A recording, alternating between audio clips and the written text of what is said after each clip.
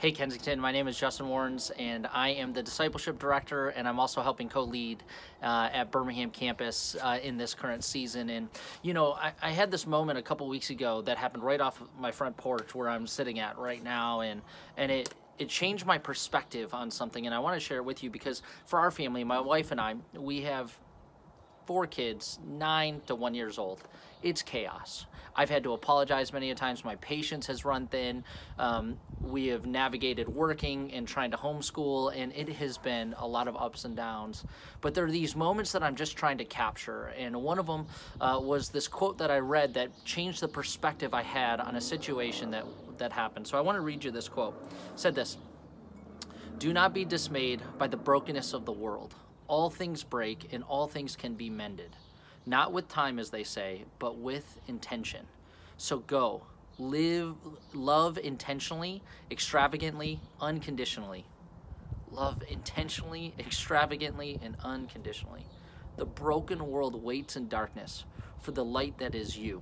And the blessing of God, Father, Son, and Holy Spirit be with you always. L.R. Nost. You know, it's this moment where interruptions have happened in our life, and we're navigating the ups and the downs of it. But this quote just kind of brought me back to a healthier perspective of how we can live and love well in this season.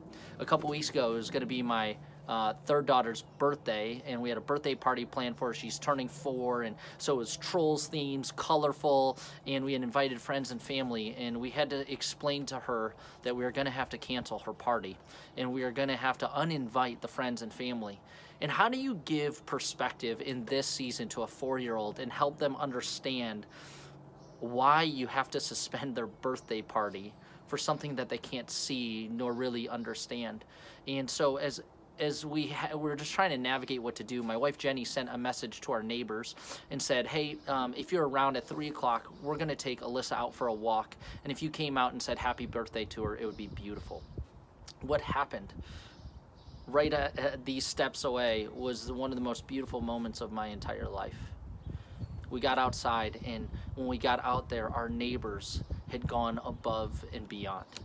There was chalk drawings, there was 10-foot long signs, there was cowbells, there was jumping and dancing and celebrating this girl. And what I saw in her face, I remember the very moment she turned around, and in the middle of what would be a very sad moment for a 4-year-old, the intentional, extravagant, and unconditional love of our neighbors brought joy. And as I was reflecting on that, I put a little post on Facebook, and somebody wrote something that just stuck with me. They said, you know, everyone gets a party, but not everyone gets a parade. And that's sort of what I feel.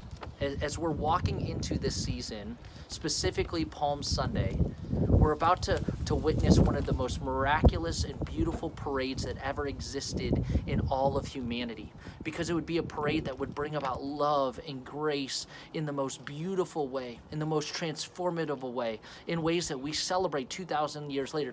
And this parade was unexpected, but it brought a hopeful expectancy for all followers of Jesus and everybody who is witnessing this moment, that maybe God's love is different than the world's love. Maybe God's plan is different than the world's plan. Maybe God is offering us something different in this season. And so I'm looking at these moments, and I don't know the ups and the downs of what you're walking through, but I know that there are these moments of humanity where we have the opportunity to love extravagantly, unconditionally, and intentionally, to call up a friend who's on the front lines and pray with them, to walk over to a neighbor's house and encourage them, to throw a parade. Because when we do that, we push back against the frustration. We take on a different perspective, a more hopeful, expectant perspective of what God can do in and through the community. And I believe this, that we become a blessing to other people. We bring the very hope and love of God into the relationships that we have.